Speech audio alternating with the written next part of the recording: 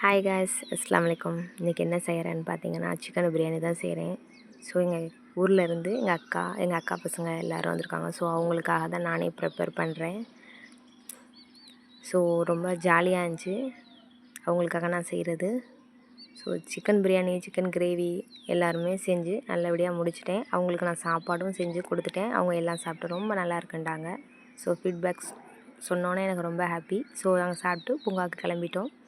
கலைஞர் பூங்கா புதுக்கோட்டையில் இருக்குது. ஸோ செம்ம என்ஜாய்மெண்ட்டாக இருந்துச்சு. சும்மா ஜாலியாகவும் இருந்துச்சு. நல்லா இருந்துச்சு பார்க்க. மனதுக்கு ரொம்ப நிறைவாக இருந்தது. வெளியில் போகிறதுங்கிறது ஒரு ஜாலி தானே. அதுவும் ஃபேமிலியோடு போகிறது சொல்லவே வேண்டாம். ஸோ என்னோடய பசங்க, எங்கள் அக்கா பசங்க, மாமா பசங்க எல்லோரும் சூப்பராக விளையாண்டாங்க. ஜாலியாக இருந்துச்சு. ஸோ நானே குழந்த மாதிரியே ஒரு செகண்ட் ஆகிட்டேன்.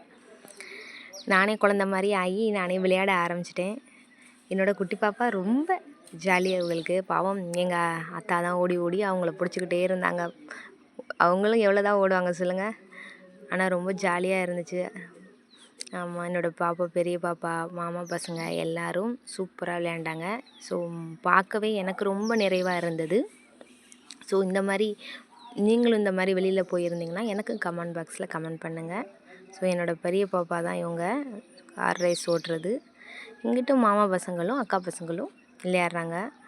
ஸோ இங்கே ஃபிஷ்ஷு மசாஜ் பண்ணிக்கிட்டு இருக்காங்க.